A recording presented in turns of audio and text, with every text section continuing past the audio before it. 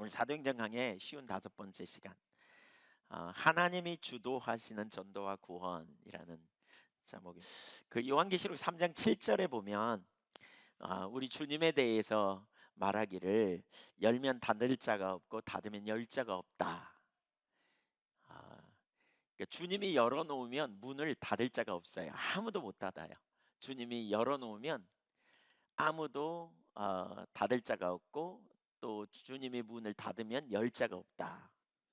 그러니까 주님은 강력한 능력의 하나님이다. 그렇잖아요.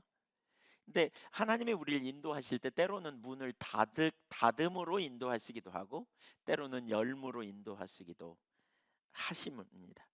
그래서 우리의 삶과 사역을 인도하시는 하나님의 인도하심을 우리가 잘 따라가야 돼요. 그게 믿음의 사람의 삶이에요. 우리는 하나님 나라 백성이잖아요. 하나님 나라의 의미는 하나님이 통치하신다, 그런 의미예요. 그러니까 하나님이 주권자이심을 말하는 거죠. 그래서 우리가 하나님 나라 백성으로서 우리는 어떻게 살아야 되느냐? 하나님의 주권 아래 순복해야 돼요. 예수님을 우리는 주님이라고 부르잖아요. 주인이라는 거예요. 하늘에서 하나님의 뜻이 완전한 것처럼 이 땅에서도 그분의 뜻이 완전할 걸 신뢰하여 우리가 그 뜻대로 살아가되, 무엇보다 자꾸 하나님의 뜻이 무엇인지를 우리가 묻고 찾고 구해야 돼요. 그 자리를 찾고 가야 돼요. 이게 얼마나 중요한지 몰라요. 네.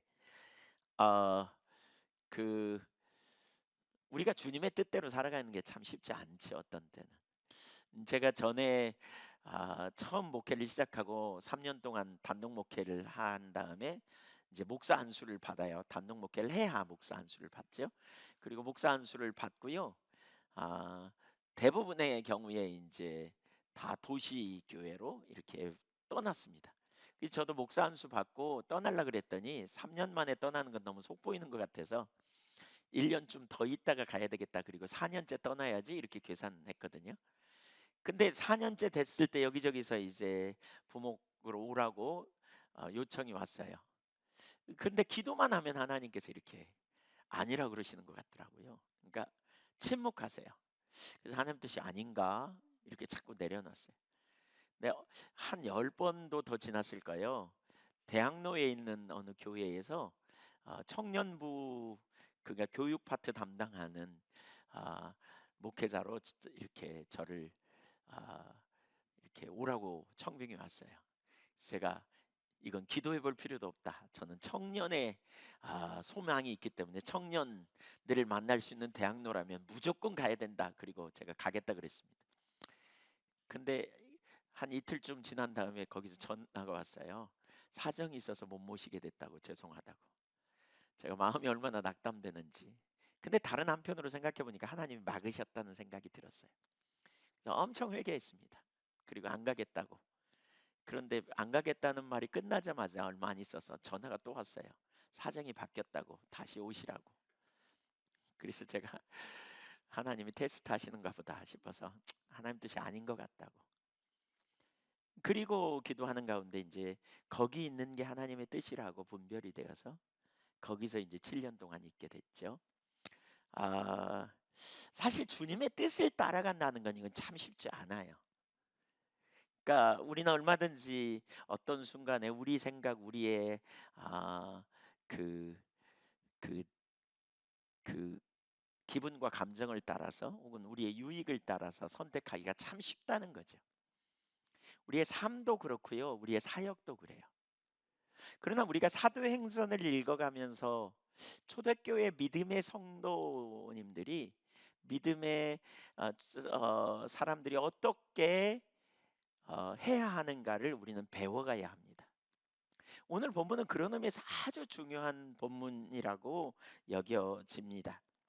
우리가 주님의 길로 향할 때 주님 크기의 열매를 거둘 수 있습니다.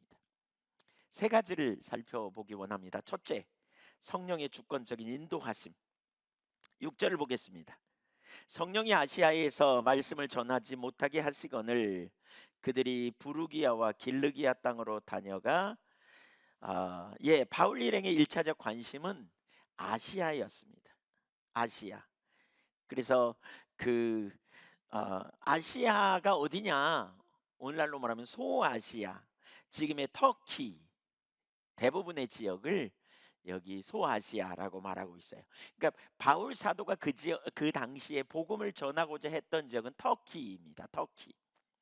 특히 그 중에서도 터키 서쪽 해안 쪽에 왜 요한계시록 2장 3장에 나오는 7교회 있잖아요. 에베소 교회, 서머나 교회, 에베소, 서머나, 버가모, 두아디라, 사데, 빌라델피아, 라오디게아 같은 그 지역, 이 지역을 주로 이제 말합니다.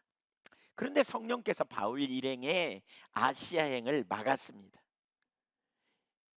여기 그러니까 전하지 못하게 하시거늘이라는 표현을 쓰고 있거든요. 성령이 전하지 못하게 하셨다. 근데 이 말은 원어를 보면 방해하다, 억지하다라는 뜻입니다. 성령께서 복음 전파를 방해하셨다는 거예요. 아시아 지역의 복음을 전하는 걸 성령께서 가로막으셨어요. 사실 이거 참 어떻게 보면 이해하기가 쉽지 않아요. 성령은 어느 지역에 가든지 우리가 복음을 전하라고 말씀하셨고 또 그렇게 해야 된다고 우리는 생각해요. 그런데 분명하게 성령님은 어느 지역으로 가야 될지를 말씀하기 전에 우선 바울과 그 일행이 가려고 하는 지역에 가지 못하게 막으셨던 것이지요. 그래서 다음 행선지로 아시아의 북쪽에 위치한 비두니아라는 지역으로 가고자 노력했습니다. 그런데 무시아라는 지역에 근접했을 때 예수님의 영 성령께서 비두니아로 가는 것을 허락하지 않으셨습니다. 지도를 한번 좀 우리가 보려고 합니다. 지도를 좀 올려주세요. 아마 지도가 좀 어떤지 모르겠어요. 보이세요? 네, 뒤에 있는 분은 잘 안 보이실 거고 앞에 있는 분은 보이실 것 같은데 저는 여기에 나오긴 하지만 너무 멀어서 잘 안 보이는데요. 거기 바울의 이 화살표 지금 쭉 그려진 건 바울의 2차 전도 여행을 그려진 것이지요. 거기 키프로스 섬이라고 보이죠? 그게 구브로 섬입니다. 바나바가 갔던 구브로 섬이고요. 바울 일행은 지금 길르기아를 거쳐서 더베, 누스드라, 더베 이런 지역을 이고니온을 거쳐서 수리아 안디옥에서 출발해가지고 이렇게 아시아 지역은 지금 저기 그 아시아라고 써 있지 않습니까? 그 지역에 주로 복음을 전하기 원했어요. 특별히 바울이 전하기 원했던 지역은 저 해변 지역을 주로 이렇게 전하려고 했고, 비두니아는 어디냐? 좀 북쪽입니다. 아시아 있는 데서 북쪽. 그러니까 해변 쪽에 전하려는 거를 가로막으니까 북쪽으로 가려고 했습니다. 그런데 성령께서 막았어요. 무시아에서 막았어요. 7절을 보세요. 우리 본문 7절을 볼까요? 무시 앞에 이르러 비두니아로 가고자 애쓰되 예수의 영이 허락하지 아니하는지라. 두 번이나 막았어요. 성령님이. 이 예수의 영은 곧 성령을 가르치죠. 도대체 왜 이런 일이 생길까? 그러니까 단순히 생각하면 하나님의 뜻이 거기 있지 않은 거죠. 바울의 생각과 하나님의 생각이 달랐죠. 바울은 아시아에서 복음을 전하기를 원했지만 하나님의 뜻은 다른 데 있어요. 그러니까 우리가 이렇게 살아가면서 여러분 있잖아요. 우리가 항상 겸손해야 될 이유가 여기 있어요. 그러니까 우리 그리스도인은 사역을 감당하면서 그뿐만 아니라 우리가 이렇게 살아가면서 자꾸 하나님의 뜻을 찾고 구하는 것이 자연스러운 삶이 되어져야 돼요. 하나님의 뜻을. 그러니까 하나님의 생각과 우리의 생각은 다르다. 하나님의 길과 우리의 길은 다르다 그랬잖아요. 이사야 55장에 보면 나오거든요. 근데 하나님의 길은 하늘만큼 높고요. 우리의 길은 땅만큼 그렇게 낮은 거예요. 그러니까 하나님은 우리를 사랑하시고 전지하시고 전능하시기 때문에 가장 완전한 길로 인도하세요. 그렇기 때문에 우리가 어떤 태도를 취해야 되느냐, 하나님 앞에 우리가 겸손함을 가지고 항상 하나님의 사람은 하나님께 초점을 두고 그분의 음성을 들어 인도하심을 따라가려고 해야 돼요. 사실 자기 생각을 따라가는 삶은 가장 성경에서 타락한 시대였던 사사기 시대의 그러한 삶의 모형이에요. 자기 생각에 옳은 대로 행했더라. 이게 하나님 없는 시대의 삶이었다면 우리 그리스도인은 하나님의 뜻을 자꾸 찾고 구하고 인도하심을 받기를 힘쓰고 이렇게 가야 돼요. 하나님의 뜻이 무엇인지, 하나님의 길이 무엇인지를 자꾸 찾는 게 얼마나 중요한지 몰라요. 그래서 겸손해야 돼요. 자기 생각이 옳은 대로가 아니라 주님의 뜻을 찾고 구하고 나가야 돼요. 8절 보세요. 무시아를 지나 드로아로 내려갔는데, 드로아는 항구입니다. 그, 그 드로아라고 하는 지역에서는 지도를 다시 한번 올려주실래요? 두 가지 길이 있습니다. 드로아라는 지역으로 갔는데 여기서 배를 타고 다시 길르기아 뭐죠? 수리아 안디옥으로 돌아갈 수 있는 길이 하나 있고요. 또 하나는 여기서 그 유럽, 지금 저기 이제 유럽으로 가는 지도가 보이죠? 이렇게 발칸반도, 그러니까 그리스 지역으로 이렇게 넘어가는 그림이 보이죠? 이 두 가지 길만 있습니다.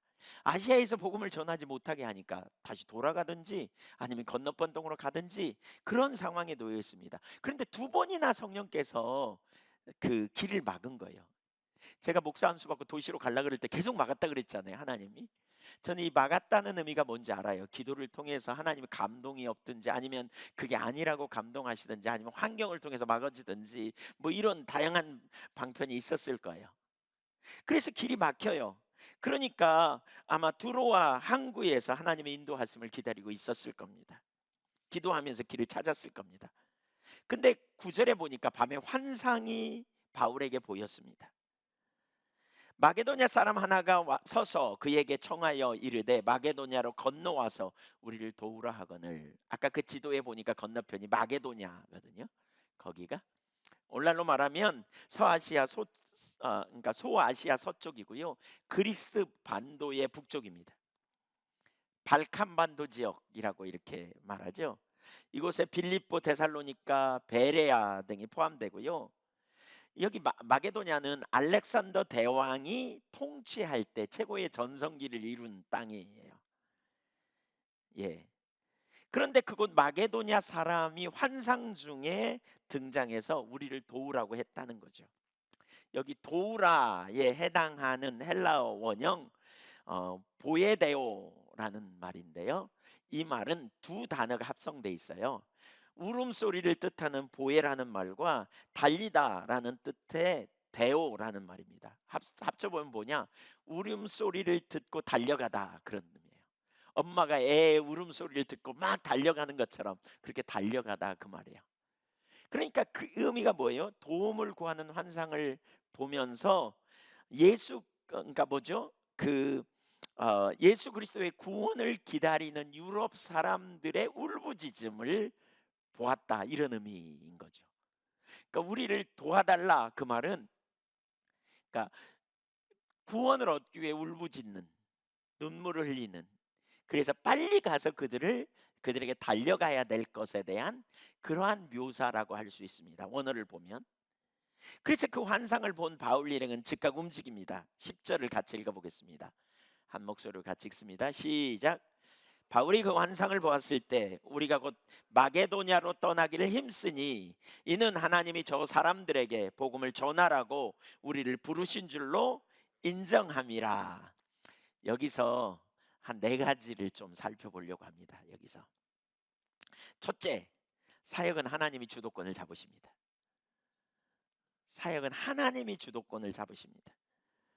그러니까 6절을 보세요, 여러분. 거기 이런 표현이 있죠. 성령께서 막으셨다. 7절 또 보세요. 예수의 영이 막으셨다. 근데 여기 10절을 보니까 뭐라 그러냐면 하나님이 저 사람들에게 복음을 전하라고 우리를 부르신 줄로 인정함이라, 이렇게 말했어요. 그러니까 누가 나와요? 성령 하나님이 나오고, 그 다음에 성자 하나님이 나오고, 그 다음에 성령 하나님이 여기 나오죠. 한마디로 말하면 성삼위 하나님이 인도하셨다는 거예요. 가서는 안 되는 곳에 가지 말게 하고, 하나님이 주도권을 가지고 영혼을 구원하기 원하는 지역, 또 전략적으로 하나님께서 인도하시는 지역으로 바울 일행을 데리고 간 거예요. 그렇게 이끌어 간 거죠. 사도행전을 보면서 여러 차례 살폈지만 사역은 우리가 예수님을 위해 계획을 세워 앞서가는 게 아닙니다. 우리가 주도권을 잡고 나가는 게 아닙니다. 우리는 하나님의 행하심을 보고 그 일에 동참하는 것입니다. 최근에 어떤 목사님과 대화하는 가운데 아, 그런 얘기를 하시더라고요. 그러니까 지역사회를 섬기는 일을 해야 되겠다고 교회에서 그렇게 생각을 했대요. 그래서 지역사회를 섬기기 위해서 어떻게 해야 되나? 아무래도 섬길 만한 사람이니까 좀 경제적인 재력도 있고 또 열심히 활동할 수 있는 그런 사람, 그러니까 이렇게 그 일에 이렇게 동참할 수 있는 사람들 5사람을 모았대요.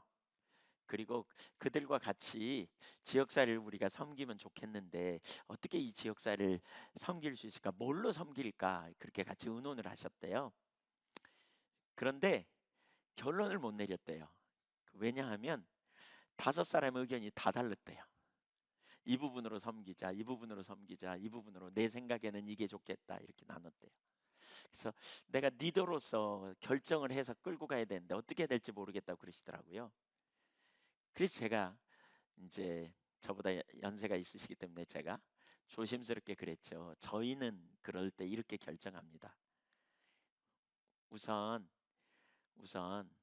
재력이 있거나 뭔가 능력이 있는 사람이 아니라 그런 마음이 있는 사람을 모읍니다.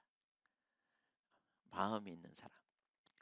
이제 우리는 흔히 돈 가지고 뭔가 능력 가지고 그 일을 할 수 있다고 생각하잖아요. 근데 저희는 그렇게 하지 않습니다. 그런 열망이 있는 사람들이 있다면 그런 분들을 모읍니다. 그리고 두 번째, 그분들이 같이 모여 기도합니다. 기도하면서 주님의 뜻이 어디 있는가를 저희가 찾습니다. 그리고 나눌 때 자기 생각은 하나도 안 중요하게 저희는 생각합니다. 내 생각에는 이게 좋겠습니다. 그러면 그만 말하라 그럽니다. 저는 그렇게 합니다. 우리 생각이 안 중요합니다. 주님의 뜻이 중요합니다. 그래서 주님의 의도가 뭔지 이걸 찾아가는 게 너무 중요하다고 생각합니다. 그리고 그렇게 하면 하나님이 무슨 일을 하고 계셨는지, 어떤 마음을 주셨는지 이런 부분이 보여지더라고요. 그랬더니 그게 맞는 것 같다고 그러면서 오늘 잘 배웠다고. 오늘 많은 교회들이 하나님이 주도권을 가지고 이끌어 가시고 주도권을 가지고 당신의 의도를 보이신다는 것을 잘 모릅니다. 개인의 삶도 마찬가지입니다. 우리가 어떤 일을 우리가 나름대로 열심히 하면서 우리가 계획 세우고 주를 위해 헌신하면서 주님을 돕는 자로 여기는 경우죠. 여러분 기억하세요. 주님은 돕는 자가 아닙니다. 주님은 주권자입니다. 제가 오래전에 전에도 나눴지만 어떤 회사 창립한다고 저한테 와서 창립 예배를 좀 인도해 달라 그래서 제가 그 서울에 있는 어느 회사였어요. 그 회사는 많이 뭐 일도 많다고 그러더라고요. 그래서 급박하게 세워진 회사였어요. 그래서 제가 그 회사를 위해서 가서 이제 예배드리기 전날 아침에 기도하는데 하나님 그런 마음을 주셨어요. 내가 그 회사를 돕지 않겠다. 제가 깜짝 놀랐어요. 그런 다음에 뭐라고 한 줄 아세요? 내가 그 회사의 주인이 되겠다. 근데 그 말이 너무나 제 마음속에 이렇게 깊이 왔어요. 가서 제가 그날 설교를 하면서 하나님이 이 회사를 돕지 않겠다고 하십니다. 그랬더니 다 이렇게 막 딴청하고 뭐 아시잖아요. 창립 예배 분위기 믿지 않는 사람도 와 있고 그랬더니 다 일제히 쳐다보는 거 있죠. 그래서 제가 하나님이 이 회사의 주인 되겠다고 하십니다. 그랬더니 제가 느끼기에 사람들이 난 또 뭐라고? 그러고 또 여전히 똑같아요. 제가 그 얘기를 나중에 그분에게 다시 했거든요. 이거 꼭 기억하시라고. 결국 그 회사 망했습니다. 나중에요. 나중에 한참 지난 다음에 제가 그 얘기를 했습니다. 그랬더니 뭐라고 한 줄 아세요? 그때 좀 얘기해 주지 왜 안 해줬냐요. 그래서 제가 그때 예배 시간에 강조해서 얘기했다고. 못 들은 거죠. 그냥 상투적인 얘기인 것처럼. 너무나 그냥 대수롭지 않게 생각한 거죠. 주님이 주인 된다면 뭐예요? 주님의 뜻을 찾고 주님의 길을 적극적으로 물었겠죠. 주님의 인도하심을 구할. 그건 굉장한 약속이라고 봐요, 저는. 그 회사에 대한 굉장한 약속인 거죠. 내가 주인 되겠다. 그러면 이 회사 누구 거예요? 주님 거고요. 주님이 친히 경영하시겠다고요. 그럼 망해요? 절대 망할 일이 없을 거예요. 이 굉장한 약속이에요. 제가 한때는 설교하면서 주님 도와주세요 이런 기도 많이 했거든요. 근데 지금은 그런 기도 안 합니다. 왜냐하면 제가 나름대로 전하는 말씀을 주님은 돕는 분이 아니에요. 주님은 주권자세요. 그러니까 주님께 귀를 기울이고 주님의 음성을 듣고 주님의 뜻을 이루고 주님께 순복하고 가는 것이 우리가 해야 될 일이에요. 하나님의 백성들이. 여러분 저와 여러분이 우리 모두가 바로 그 자리에 서야 돼요. 그 자리에. 예수님이 주인이시라면서요. 우리가 어떤 일을 결정할 때 어떤 일을 행할 때 우리가 바로 그런 중심의 자세를 가지고 서야 돼요. 내가 A를 할까 B를 할까 C를 할까 그냥 결정할 게 아니고 하나님의 뜻이 뭔지 묻는 이런 자세가 우리 가운데 너무너무 중요해요. 우리는 종으로 서야 됩니다. 이미 앞에서 우리가 봤죠. 에디오피아 내시를 전도할 때도 빌립이 자기 계획 세워서 간 게 아니잖아요. 사울을 전도할 때도 아나니아가 기도하다가 내가 전도하리라 그래서 간 게 아니에요. 하나님이 주도하셨어요. 그리고 보내셨어요. 고넬료의 집에 베드로가 가고 싶어서 간 것도 아니잖아요. 그를 변화시키셔서 그를 보내신 분이 하나님이시잖아요. 우리가 분명히 인식해야 될 게 있어요. 사역은 우리가 하는 게 아니에요. 하나님이 주도권을 가지고 그 목적을 보이시고 철저히 우리는 하나님의 인도하심에 민감해야 돼요. 개인의 삶도 마찬가지예요. 여러분 가정에서 이런 일을 훈련하실 필요가 있어요. 그래서 가정에서 제가 한 번은 이제 주일날 설교를 준비하는데 도저히 길이 앞이 안 보여요. 어떻게 해야 될지 안 보여요. 그래서 제가 씨름하다가 저녁에 가족을 소집해 가지고요. 기도를 받았습니다. 제가 기도를 받았어요. 근데 그 당시에 저희 집에서 제가 생각할 때 제일 믿음이 적은 누구라고 말할 수는 없습니다. 근데 적은 일을 통해서 저에게 어떤 감동이 있다고 말했는데요. 설교를 뭐 해야 될지 순식간에 보이더라고요. 제가 깜짝 놀랐습니다. 야, 진짜 깜짝 놀랐습니다. 여러분 중요한 일을 결정할 때 우리가 사실 성령이 우리를 고아처럼 버려두지 않으려고 오셨잖아요. 성령은 우리를 모든 진리로 인도하신다 그랬잖아요. 맞습니까? 고린도 요한일서 4장 13절에 그의 성령을 우리에게 주심으로 우리가 그 안에 거하고 그가 우리 안에 거하신 줄 우리가 아느니라 그랬습니다. 성령에 의한 삶이 뭡니까? 성령의 인도하심 받기를 힘써야 합니다. 뭐가 뜻대로 되지 않을 때 뭐가 문제냐고 찾으십시오. 함께 가족이 같이. 어려움이 있을 때 어떻게 해야 되는지 하나님 성경이 뭐라 그랬어요? 감당치 못할 시험 당함을 허락지 아니하신다고. 시험 당할 쯤에 피할 길을 내시겠다고 하셨어요. 함께 가족이 함께 피할 길을 찾아 하나님께 묻고 피할 길을 가르쳐 달라고 인도하심을 구하는 자리에 적극적으로 나가야 돼요. 그렇게 될 때 하나님께서 우리를 인도하시고 가르쳐 주시고 깨닫게 하신다는 거죠. 적극적으로 여러분 주님의 음성을 듣는 자리로 나갈 수 있기를 축복합니다. 사실 되게 중요한 부분이에요. 사역은 우리가 계획 세우고 하나님의 도움을 구하는 게 아니에요. 하나님이 주도하시고 계획하시는 그 일에 우리의 삶을 조정하여 순종하면 하나님은 하나님 크기의 일을 이루시고 그 능력으로 당신의 뜻을 온전히 이루시는 분이심을 우리는 기억해야 합니다. 주님이 주님의 능력으로 그 일을 이루십니다. 두 번째, 하나님의 뜻을 함께 분별했습니다. 성령님의 인도하심을 따라가기 위해서는 하나님의 뜻을 잘 분별해야 합니다. 성령께서 막으시는 것도 분별할 수 있어야 하고 바로 그 순간에 자기 생각을 내리고 성령의 인도하심을 적극 구해야 합니다. 10절을 다시 한번 보십시오. 거기에 그렇게 말하고 있습니다. 바울이 그 환상을 보았을 때 우리가 곧 마게도냐로 떠나기를 힘썼는데 이는 하나님이 각 사람에게 저 사람들에게 복음을 전하라고 우리를 부르신 줄로 인정함이로라. 우리가 인정했다 여기 표현하고 있잖아요. 여기 인정함이로라라는 단어는 그러니까 문법적으로 1인칭 복수 능동태 현재형입니다. 그냥 뭐 문법 복잡하니까 내려놓고 요약하면 이런 얘기예요. 우리가 숙고하면서 결론을 내려라는 뜻입니다. 그러니까 그냥 결정한 게 아니에요. 그들이 함께 하나님의 뜻인가를 다 같이 분별했다는 거예요. 환상을 통해 하나님의 뜻이라는 결론을 그러니까 환상을 본 걸 나눴더니 바울이 나눴어요. 바울이 리더라고 나를 따르라. 이게 하나님 뜻이다. 그리고 그냥 간 게 아니에요. 같이 함께 분별했어요. 계시가 하나님으로부터 왔는지 함께 분별하여 결정했다는 거예요. 이게 되게 중요해요, 여러분. 사역은 혼자 하는 게 아니에요. 같이 해야 돼요.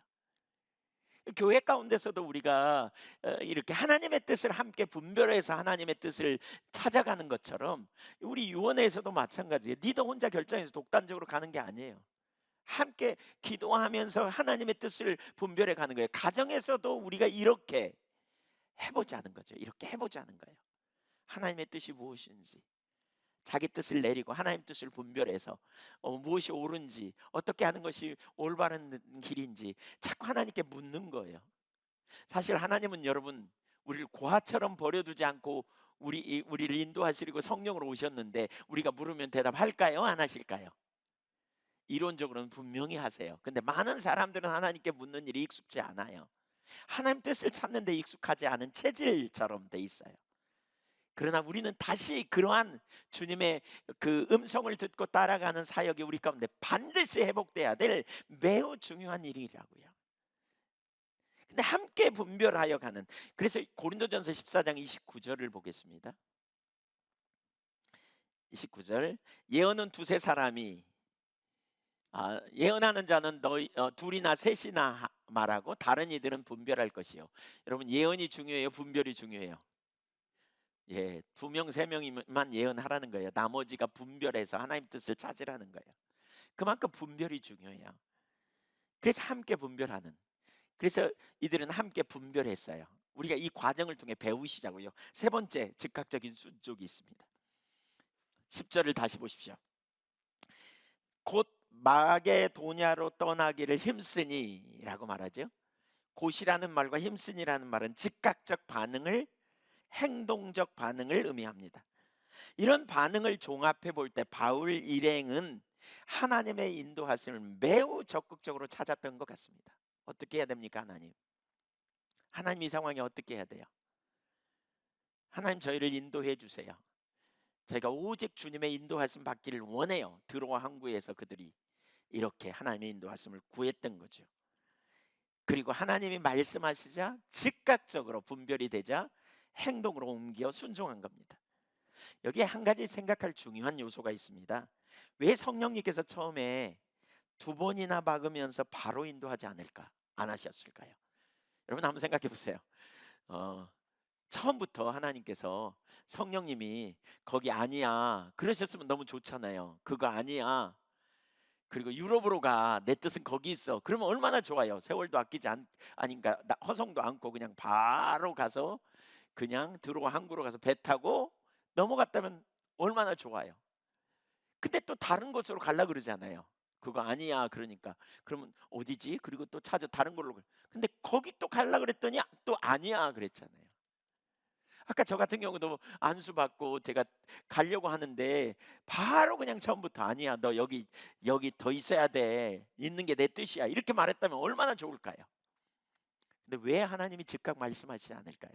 우선 하나는, 여러분, 하나님께서 우리를 막으시되 A 다음에 B, B 다음에 C 이렇게 즉각 인도하지 않으신다는 사실을 기억해야 돼요. 그러니까 하나님의 인도하심이 때로는 우리를 이렇게 조급한 우리가 하나님의 뜻대로 가기, 이렇게 인도하심 받는 게 어려운 이유가 그 중에 하나가 있거든요. 근데 이렇게 우리가 기다리게 하신다는 사실을 염두에 둬야 돼요. 그럼 왜 기다리게 하실까? 몇 가지가 있어요. 이건 제가 생각할 때 몇 가지가 있는데 그 중에 하나는 바울의 생각이 하나님의 생각과 달랐어요. 바울은 아시아예요. 근데 주님의 생각은 결국 우리는 성경을 다 아니까 뭐예요? 유럽으로 향하게 하신 거예요. 우리의 생각과 하나님의 생각이 다르고 우리는 자기 생각이 옳다고 여겨지면 좀처럼 성령의 감동을 무시하기가 쉬워요. 좀처럼 생각을 바꾸기가 쉽지 않아요. 왜냐하면 우리는 자기 확신에 기초에서 움직이기 때문에 그래요. 또 계속된 성령의 막으심은 그래서 자기의 생각을 내리게 하고요, 겸손함으로 주님의 음성에 귀를 기울이게 하는 거죠. 그래서 여러분, 하나님이 침묵하실 때는 기다림이 필요해요. 귀를 쫑긋 세우고 주님께 귀를 기울이는 거죠. 예. 그러면서 주님을 찾는 시간이 길어지겠죠. 근데 이 시간이 헛되지 않아요. 여러분 보세요. 주님을 찾는 시간이 길어지면 길어질수록 하나님의 말씀의 소중함을 알게 됩니다. 하나님 침묵하시는 가운데 우리가 어떻게 하지 이러고 있는 시간이 길어지면 길어질수록 주님이 말씀하실 때 우리는 즉각적으로 순종하는 자리로 갈 가능성이 높아요. 말씀이 너무너무 소중하기 때문에 그렇죠. 무게감이 있는 거죠. 때로는 하나님이 침묵하세요. 여러분 조급하지 마세요. 아멘. 우리는 본성적으로 참 조급함거든요. 그럼에도 불구하고 우리는 참 조급해요, 마음이. 그래서 주님의 인도하심이 속히 보이지 않으면요, 막 우리가 막 길을 열라고 그러기가 쉬워요. 그냥 우리가 되게 조급해요. 그러다 보면 무슨 일이 벌써요. 여러분 아브라함 보세요. 믿음의 조상인 아브라함도 보세요. 아브라함이 약속을 받고 본토 친척 아비 집을 떠나잖아요. 가나안 땅에 들어갔잖아요. 근데 아들을 하나님 금방 안 주시잖아요. 그러니까 창세기 15장에 보니까 그 아브라함이 낙담했어. 그러니까 하나님이 뭐라 그래요? 아브라함아, 내가 너의 상급이고 내가 너의 방패야. 그랬더니 아브라함이 뭘 주실라고요? 저는 아비멜렉이면, 다메섹 사람 아비멜렉이면 충분합니다. 이렇게 말하죠. 아니야, 네 몸에서 날 자라야 돼. 하늘의 별을 봐. 하늘의 별처럼 바다의 모래처럼 내 후손이 많아질 거야. 그랬더니 또 소망을 가졌다가 그 다음에 또 뭐예요? 또 조급해. 그러니까 그냥 하가를 통해서 그냥 이스마엘 만들잖아요. 그냥 그래가지고 엉뚱한 길로 가잖아요. 그냥 하나님의 인도하심, 하나님의 길을 따라 한 발 한 발 가는 게 아니라 인본주의적인 방법, 자기 생각에 옳은 대로 가다가 결국 실패하고 넘어지게 되잖아요. 결국 심각한 상황에 가는 거죠. 큰 낭패를 경험할 수도 있어요. 저도 개인적으로 엄청 조급해요. 조급해. 제가 조급하면 뭔 줄 알아요. 빨리 하나님이 안 움직이시는 것 같아요. 과거에 우리 김능자 권사님이, 권사님께서 누구에게 기도를 받았대요. 우리 기도사역자들 화요 모임에선가. 이 기도사역을 받는데 그러더래요. 하나님이 이런 감동을 주신다 그러면서 너 왜 그렇게 조급하냐? 목사 닮았냐? 그러셨대요. 그때 목사는 저밖에 없었거든요. 예. 네. 제가 얼마나 조급한지 주님도 아세요. 얼마나 조급했는지. 그냥 빨리빨리 돼야 되는데 안 돼. 그러면 어떻게 해요? 머릿속이 복잡해져요. 내가 그냥 길을 열어 제끼리라. 내가 이걸 팍 바꾸리라 막 이런. 근데 하나님은 속히 안 하실 때가 있어요. 우린 이걸 염두에 두어야 돼요. 그러나 우리는 분명히 그때마다 우리의 초점은 하나님은 신실하심. 여기에 우리의 초점이 있어야 돼요. 네 번째, 성령의 인도하심을 위해 친밀한 교제에 힘써야 돼요. 친밀한 교제. 바울과 바나바가 그러니까 바울 일행이 여기서 성령의 인도를 잘 받게 된 것은 친밀한 교제 가운데 있었기 때문에 가능해요. 무엇보다 성령의 인도하심을 따르기 위해서 친밀한 교제 가운데 우리가 있지 않으면 안 돼요. 여러분, 우리가 주님의 음성을 듣기에 너무나 바빠요. 우리가 주님의 음성을 듣기에 너무나 다른 소리가 우리에게 많이 들어와요. 어쩌면 너무나 많은 그러한 환경의 소리가 우리 속에 들어와요. 주님의 음성을 듣고 앉아 있기에 우리는 너무나 분주하고요, 생각이 많고요, 또 여러 가지 혼돈이 우리 가운데 많이 있어요. 그래서 주님께 집중하지 못하게 해요. 그래서 우리가 주님의 음성을 듣고자 한다면 주님과 교제하는 시간을 내야 돼요. 아침에도 주님의 음성을 듣기 원하고 밤에도 듣기를 원하고 주님 앞에 머물러 앉아서 주님이 내게 무엇이라 말씀하실는지 기다리고 서는 그런 자세가 필요해요.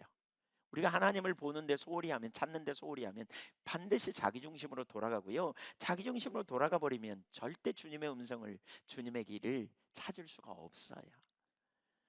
하나님을 알고 사랑하는 신앙의 본질에 있어서 하나님께만 우리의 소망을 두고 하나님을 믿음으로 신뢰하여 기다릴 때 주님께서 우리에게 말씀하시고 깨닫게 되면서 우리는 혼돈에서 벗어나고 놀라운 자유함이 있어요.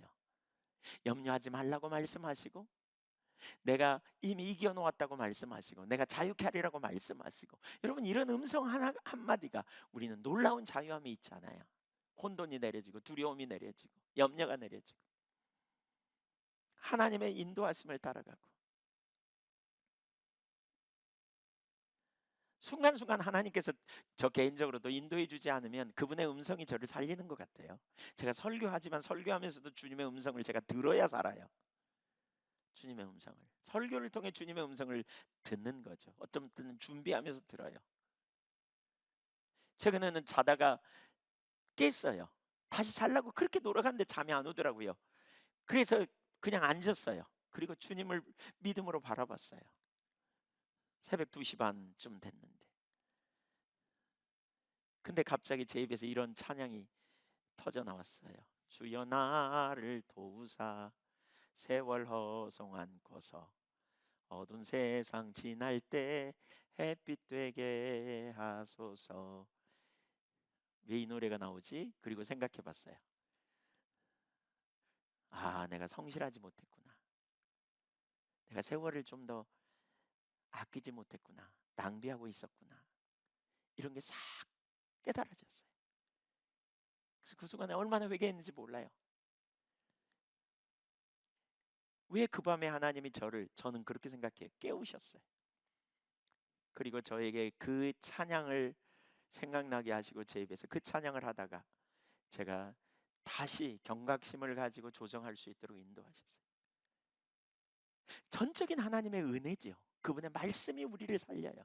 그분의 음성이 우리를 올바른 길로 인도해요. 여러분, 우리는 종이에요. 우리는 주의 종이에요. 우린 예수님을 주님이라고 불러요.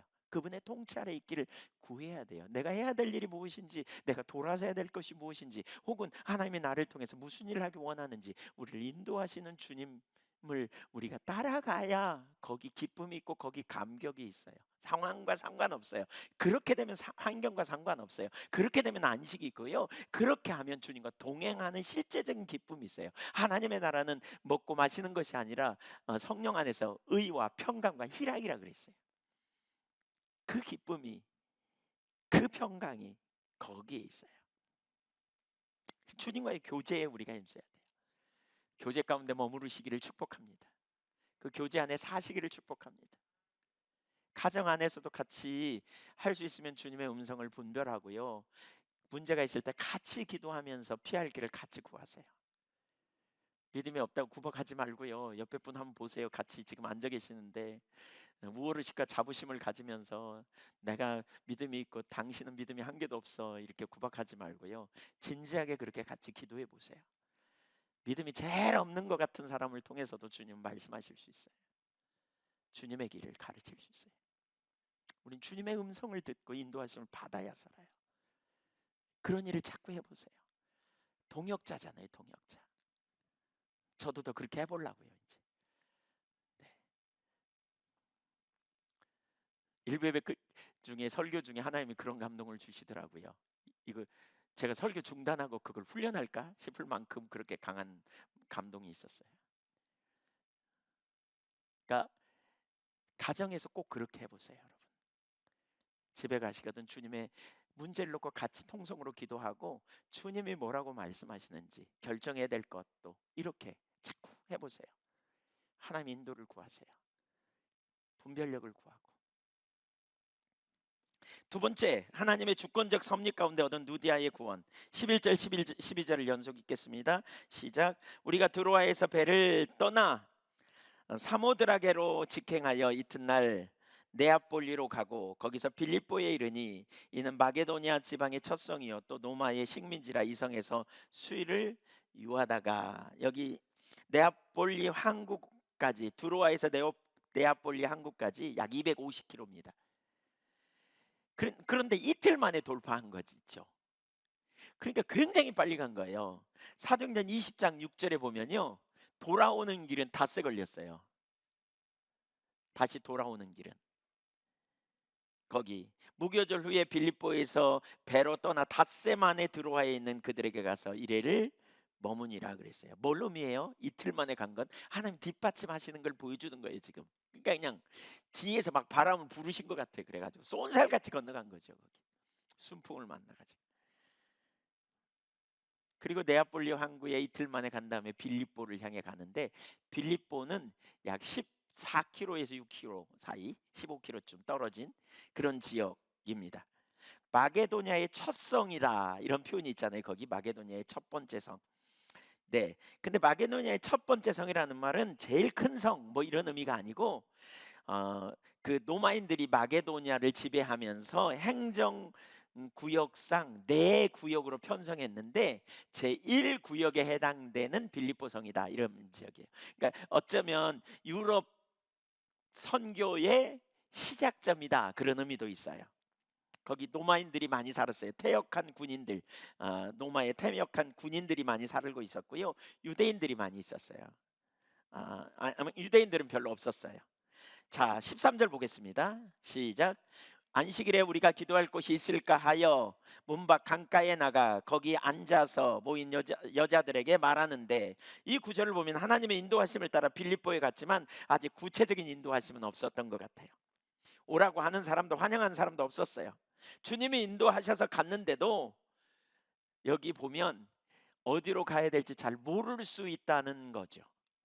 우리가 여러분 하나님의 인도를 따라가는데 어려움이 이거거든요.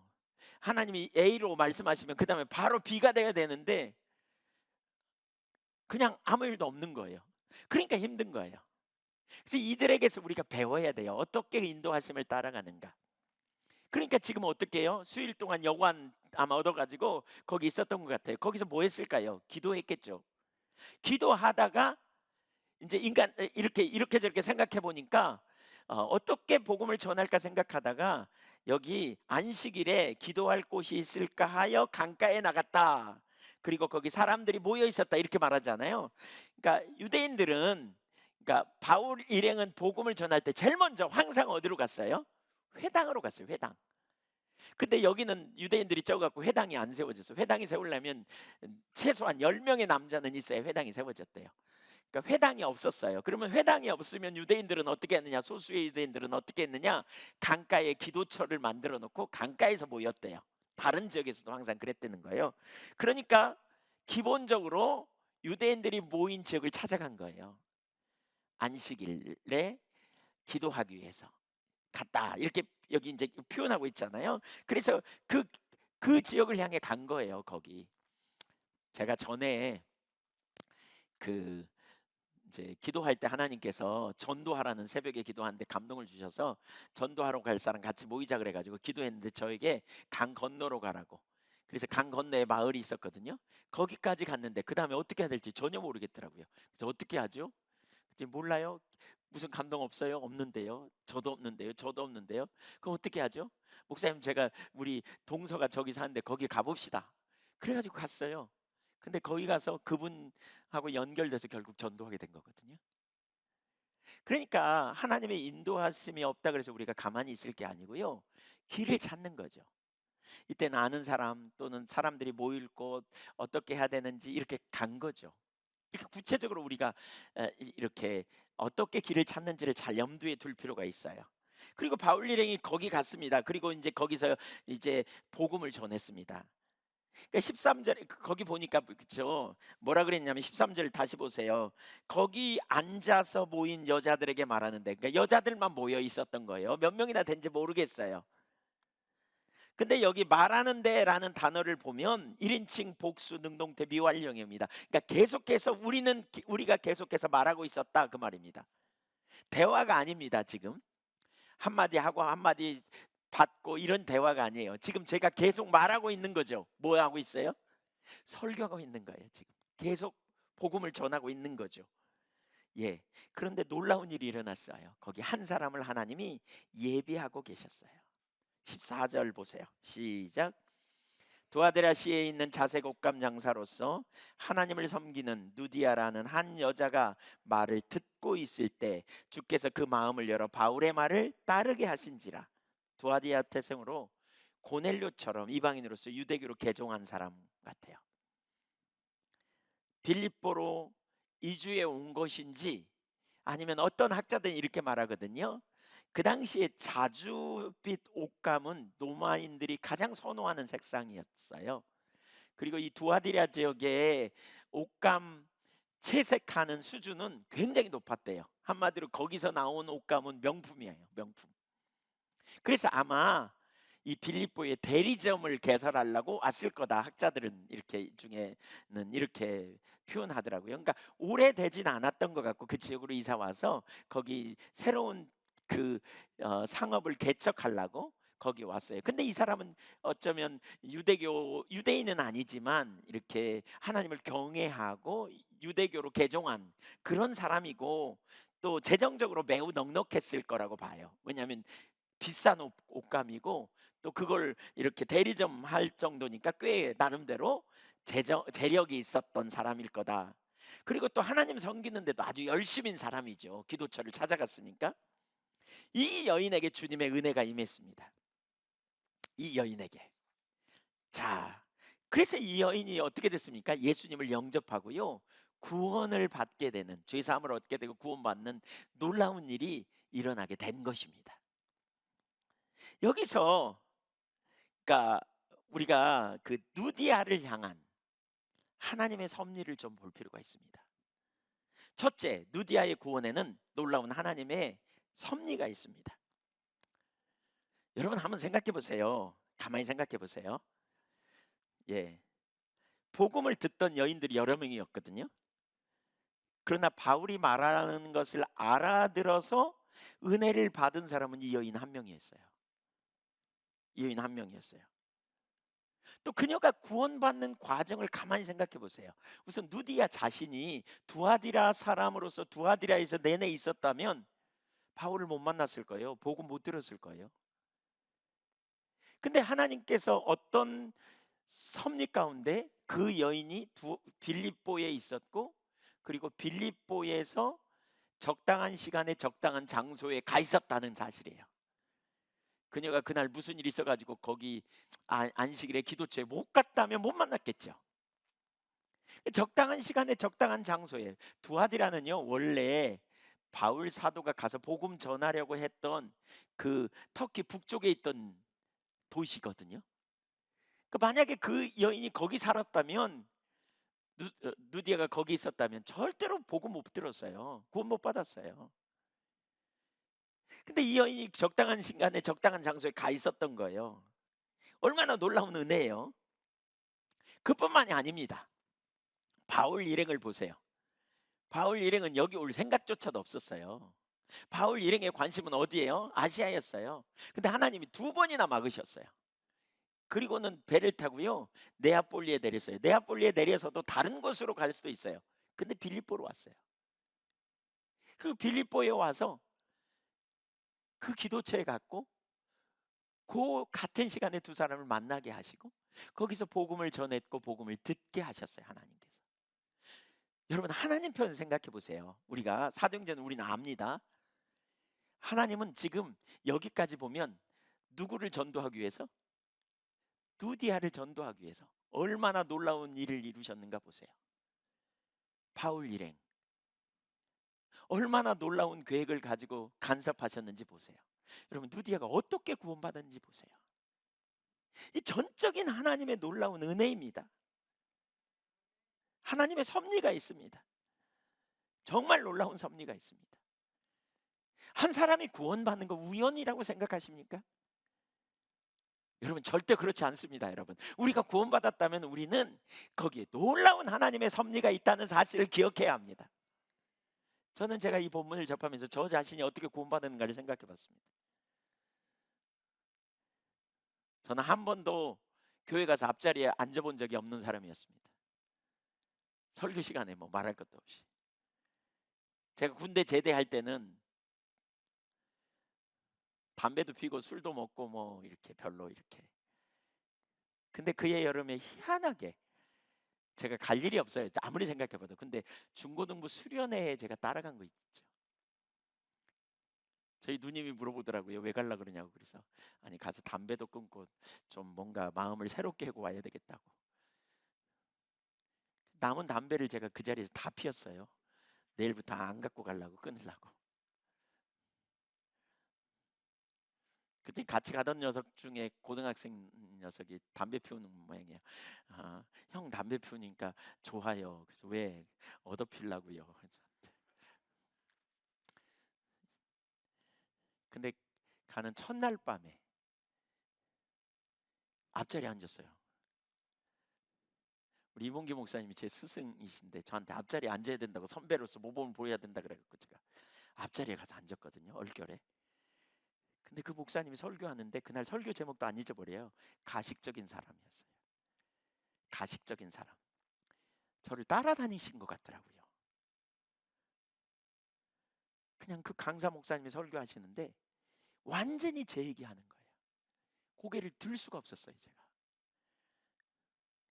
끝나고 나서 여기 해당된, 눈 감으라 그랬더니 해당된 사람은 손 들으라 그래서 제가 이만큼 들었어요.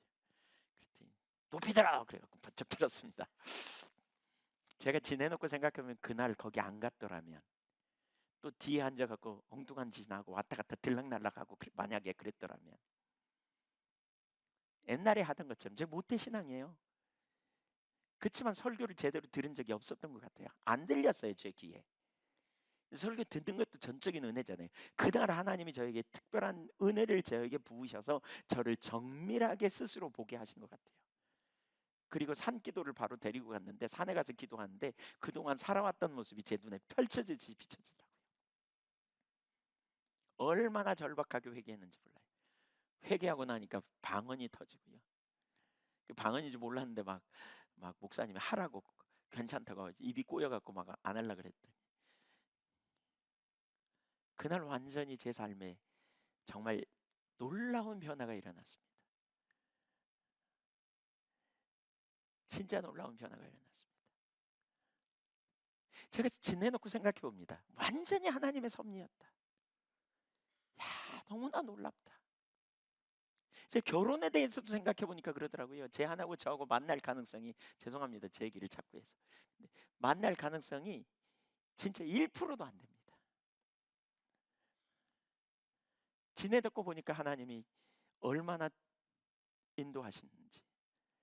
제가 결혼에 대해 좀 기도했거든요. 이런 사람을 만나게 해달라고. 근데 살면서 제가 더 하나님이 예배 기도 제목을 들으셨구나, 이게 살면서 더 많이 느껴집니다. 정말 놀랐구나. 우리에게 복음이 전해지기까지, 여러분에게 복음이 전해지기까지 무슨 일이 있었습니까? 여러분 생각해 보세요. 우연히 오다 가다 얻어 걸린 것처럼 느껴지십니까? 아니요. 태초부터 하나님이 여러분을 예정하시고 태초부터 계획하셨습니다. 태초부터 계획하셨습니다. 그리고 그분의 계획과 섭리 가운데 저와 여러분이 구원받은 것입니다. 저와 여러분이 주님의 자녀가 된 것입니다. 너무나 놀라운 은혜로, 그 과정에 얼마나 수없이 많은 사람들이 희생과 헌신을 통해서 우리에게까지 복음이 전해졌을까요? 얼마나 많은 사람들이 하나님께서 스톱, 그리고 얼마나 많은 사람에게 건너가라, 그리고 만나라, 이렇게 계획 가운데 오늘날 우리가 구원에 이르렀을까요? 너무나 놀라운 하나님의 은혜가 여기 있습니다. 여러분, 인도하심을 신뢰하시기를 축복합니다. 우리가 주님을 따라갈 때 때로는 앞이 안 보여요. 인도하시지 않은 것 같아요. 어떤 때는 인도하심을 따른다고 갔는데 보니까 아닌 것 같아. 그러면 이제 다 옛날부터 다 잘못됐나, 이런 생각이 막 들어요. 저도 성령의 인도하심을 따라 목회하러 왔는데 환경이 안 열리니까 아닌가 보다, 잘못 온 거가 보다. 그러면 이제 다시 옛날부터 생각해보면 분명히 인도하심이 분명했어요. 그럼에도 불구하고 속히 뭐가 안 되면 우리는 혼돈하잖아요. 하나님의 이런 섭리를 이해한다면 우린 잘 보이지 않을지라도 하나님의 인도하심을 신뢰할 수 있어요. 사실 하나님의 섭리를 우리가 이해할 수 있는 건 가서 뒤로 돌아 해서 과거를 봐야 하나님의 섭리가 보이지요. 그전엔 잘 안 보이잖아요. 안 깨달아져요. 출애굽하던 이스라엘 백성들 보세요. 분명히 불기둥 구름기둥이 인도했는데 가는 곳마다 어려움이 있으니까 자기들을 죽이려고 인도했냐 이런 얘기 계속 하잖아요. 가나안 땅에 들어간 이후에 이스라엘 백성들은 줄기차게 성경에서 뭐라 그래요? 여호와께서 우리를 광야에서 인도하셨다는 말을 부인하는 사람 한 명도 없었어요. 다 인도했다 그러잖아요. 그때 하나님께서 광야에서 이런 일을 하셨고 이런 일을 하셨고 이런 일을 하셨고. 하나님을 신뢰하세요. 아들을 아끼지 않고 내놓으신 하나님이 저와 여러분을 인도하지 않으시겠어요? 여러분, 하나님을 신뢰하세요. 혹시 예상치 못한 일이 있을 때에도, 혹시 문제가 있을 때에도 하나님 앞에 뭐가 문제냐고 찾고, 하나님 이 상황에 제가 어떻게 해야 되냐고 묻고, 그리고 하나님의 인도하심을 적극 구하여 나가면 하나님께서 가장 완전한 길로 저와 여러분을 인도해 주실 줄 믿으십시오. 두 번째, 주께서 그들의 마음을 열으시는 은혜가 있었습니다. 누디에게는 하나님의 섭리가 있었다면 주께서 그의 마음을 열으시는 은혜가 있습니다. 하나님이 외형적으로 역사하셨습니다. 섭리적으로 역사하셨습니다. 데려다 놨습니다. 그리고 만나게 했습니다. 그런데요, 만나게 하는 데서 끝난 게 아니에요. 또 하나님이 일해 가시죠. 뭐예요? 14절을 보세요. 누디아의 마음을 어떻게 하셨다고요? 열으셨대요. 열어요. 열어라는 단어는 원어를 보면 그가 활짝 열으셨다 그 말입니다. 마치 부활하신 예수님께서 엠마오로 내려가는 두 제자에게 성경을 해석해 줄 때 그들의 눈이 열리고 그들의 마음이 깨달아진 것처럼, 그 주님을 만날 때 눈이 열린 것처럼 누디아의 마음을 열으신 겁니다. 물론 그 전부터 하나님은 누디아를 구원하기 위해 일하셨습니다. 그는 이방 여인입니다. 그럼에도 불구하고 그는 하나님을 경외하는 믿음을 갖도록 하신 것도 하나님의 역사입니다. 그래서 하나님이 역사하셔서 믿게 하시고, 역사하셔서 마음을 열게 하시고, 그리고 복음을 받아들이게 하셨습니다. 전적인 하나님의 놀라운 은혜이지요. 기억하세요, 여러분. 우리가 잘나서 예수 믿은 게 아니에요.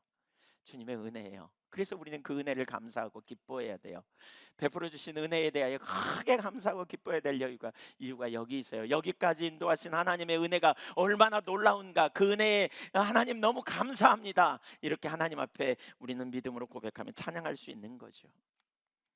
그래서 구원에 관하여는 우리의 공로가 아니에요. 전적인 주님의 은혜예요. 오직 그 은혜를 인하여 믿음으로 말미암아 구원을 얻었다고 말하지 않아요? 그 은혜가 얼마나 놀라운가. 세 번째, 우리가 할 일이 있습니다.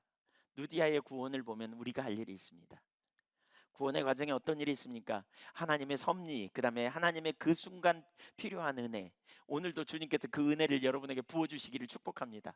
마음을 열어, 귀를 열어 들리게 하고 보게 하는 이런 은혜가 있으면 좋겠고요. 우리가 할 일이 있어요. 뭐냐? 하나님은 수단을 통해서 역사하셨다는 거예요.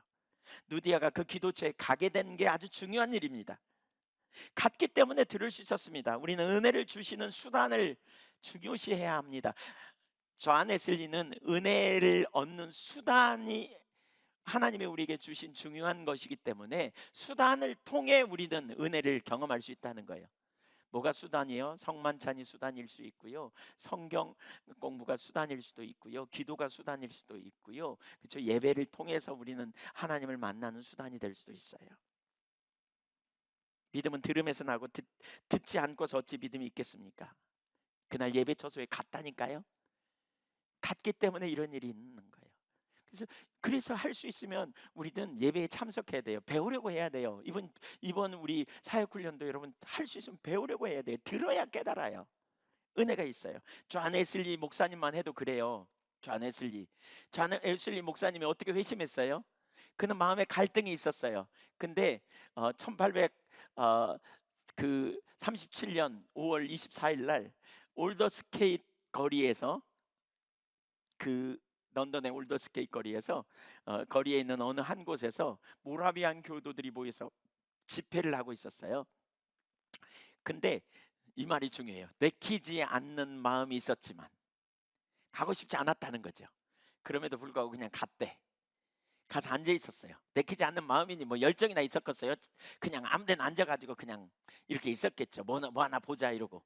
근데 마틴 루터가 쓴 로마서 주석 서문을 읽는 중에 그의 마음이 뜨거워지고 오직 의인은 믿음으로 살리라는 사실이 선명하게 깨달아진 거예요. 누구의 역사예요?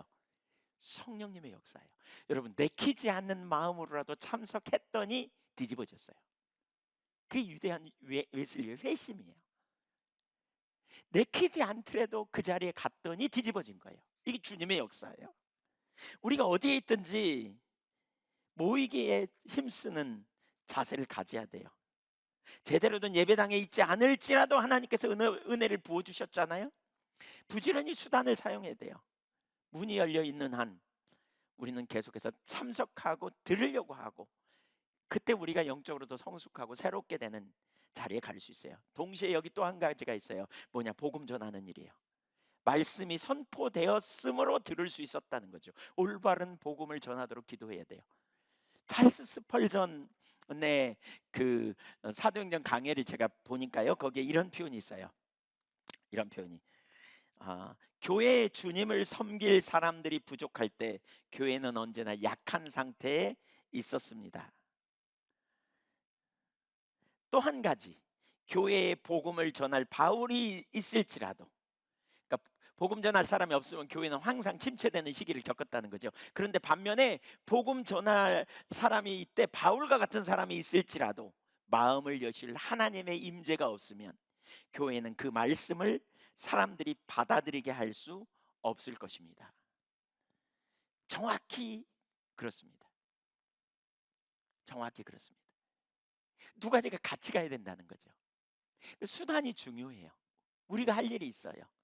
장소에 가고 또는 거기에 복음을 전하는 일이 있고, 이렇게 할 때 어떻게 해요? 하나님의 성령께서 마음을 열으셔서 듣게 하시고 변화시키시는 일을 이루신다는 거예요.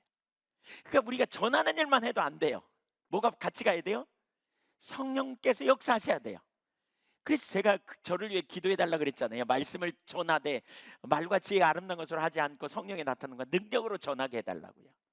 성경을 많이 연구하고 공부를 많이 해야 돼요. 말씀을 제대로 전해야 돼요. 그러나 그걸로 끝이 아니에요. 그러면 이론에 불과해요. 성령께서 뒷받침하고 역사하셔야 깨달아지고 변화되고 새로워지는 일이 일어나는 거죠.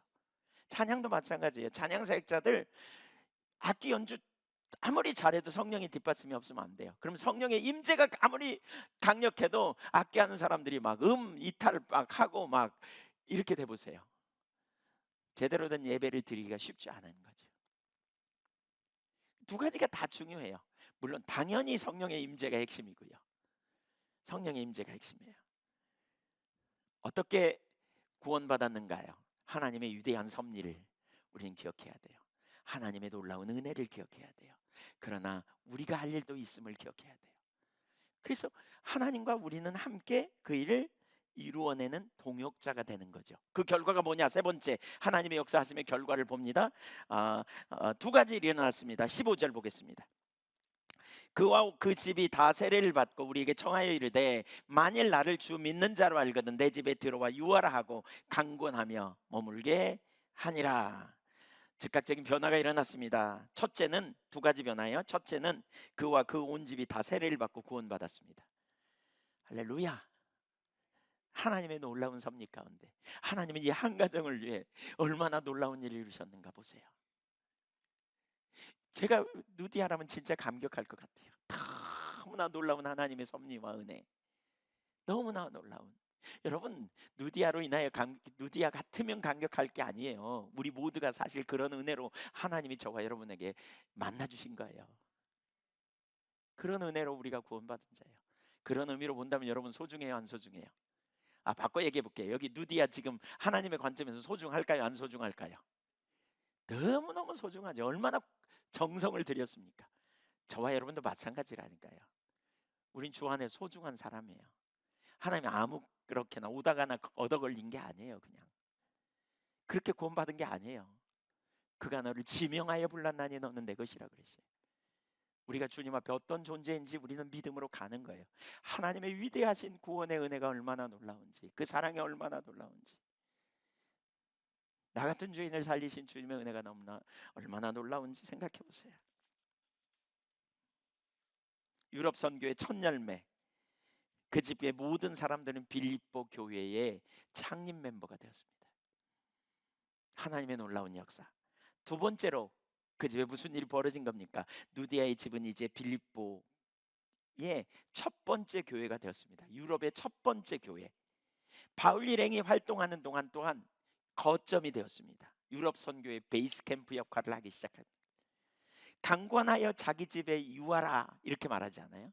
섬기는 내 탁월한 은사를 가진 거예요. 섬기는데, 돌보는 일에.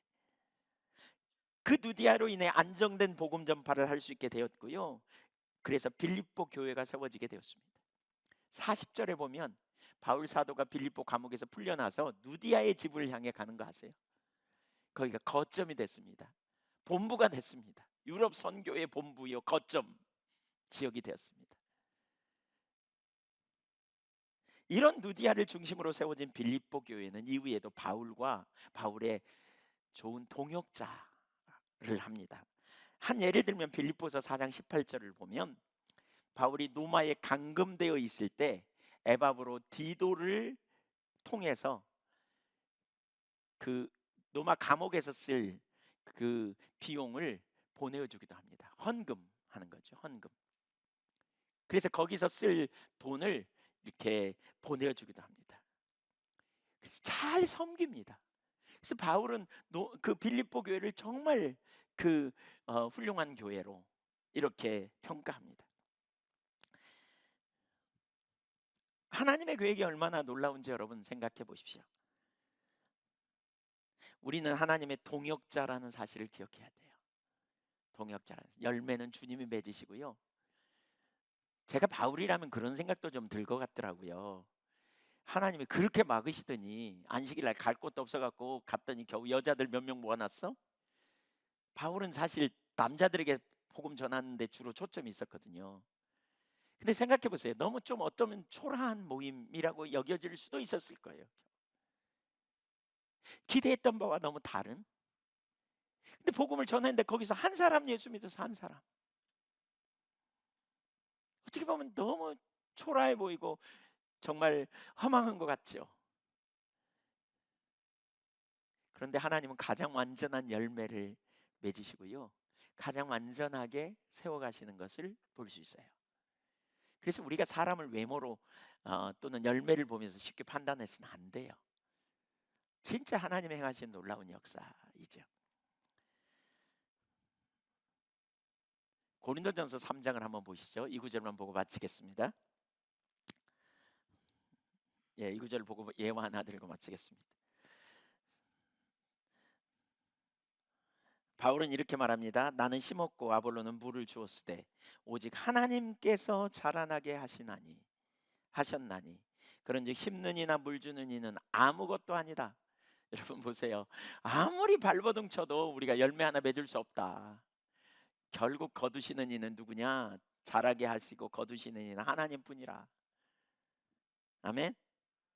3장 6절부터 다시 한번 읽죠. 시작.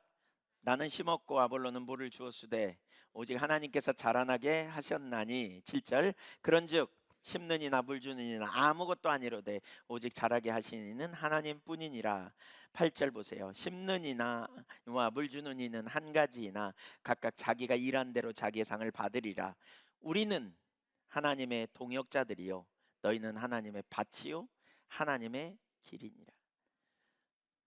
우리는 동역자일 뿐이야. 너희에게 열매를 맺고 자라게 하신 분은 하나님이셔. 하나님이 하십니다. 하나님이. 이게 동역자의 삶이에요. 우리가 이 부분을 보면서 우리 그리스도인이 어떻게 살아야 되는지, 우리의 사역이 어떻게 돼야 하는지를 잘 배웠으면 좋겠어요. 교회가 어떻게 세워져야 되는지, 우리가 공동체 가운데 어떻게 해야 되는지, 가정이 어떻게 세워져야 되는지를 잘 배우면 좋겠어요. 어떻게 주님의 뜻을 이루는지 같이. 예수전도단에서 나온 그 책 중에 로렌 커닝햄이 쓴 벼랑 끝에 서는 용기라는 책이 있어요. 벼랑 끝에 서는 용기. 그 책에 보면 이런 예화가 나와요. 1967년 에비와 네오나라는 두 선교사에게 성령께서 알바니아라고 가라고 말씀하셨대요. 여기는 모슬렘 국가예요. 근데 그 당시에는 복음 전하다가 걸리면요 바다에다 산채로 띄워버리는 이런 정도로 아주 심한 무신론. 그러니까 그 예, 그런 국가였어요. 심지어 하나님을 믿는 사람을 던져버릴 정도로. 그러니까 알바니아로 들어가는 건 거의 불가능한 상황이죠. 그런데 하나님이 그런 감동을 주시니까 이 두 사람은 3년 동안 기도로 준비했다는 거죠. 그런데 어느 날 그 레오나 선교사에게 하나님이 환상을 보이셨어요. 그러니까 한 여인의 얼굴과 자신이 알바니아에 함께 있는 것을 보았다는 거예요. 한 여인의 얼굴이 떠오르고 자기가 그 알바니아에 있는 것을 보았다는 거죠. 그래서 하나님이 인도하심이구나라고 분별하고요. 이 에바와 그러니까 네오나는 알바니아로 갑니다. 근데 갈 때 그냥 간 게 아니고요. 알바니아어로 된 복음서를 몰래 몸에다 붙이고 테이프로 붙여 가지고 이렇게 걸리면 이제 큰일 나니까 그러고 국경을 넘어서 들어갔답니다. 그리고 호텔에 들어가서 이제 호텔을 잡아 갖고 들어갔는데 호텔 종업원이 들어오더래요. 근데 그 종업원 얼굴이 자기가 환상에서 본 얼굴이더라는 거죠. 그러니까 네오나는 그 여자에게 그렇게 말했대요. 그러니까 이제 거기는 이제 공산주의 국가로 그때 이제 뭐 심한 그런 그런 나라였죠. 그래서 마르크스 노, 지저스 예스. 그러니까 이제 이 알바니아어를 못하니까 아마 그렇게 말했겠죠. 마르크스 아니다, 지저스다 이렇게 얘기했대요. 그랬더니 그러면서 복음서를 꺼내줬대요. 그랬더니 여자가 복음서를 끌어안고 눈물을 흘리면서 말하기를 저도 그리스도인입니다 라고 고백하고 나갔대요. 복음서를 가지고. 그러니까 이런 사람들의 희생과 헌신을 통해서 복음이 증거됐다는 거죠. 알바니아에. 그래서 많은 사람들이 돌아오게 되는 통로가 됐다는 거죠. 전적인 하나님의 인도하심을 따라 순종하고 나간 그 여인의 입장에 생각해 보세요. 이게 얼마나 놀라운 하나님의 은혜요 축복이었겠는가.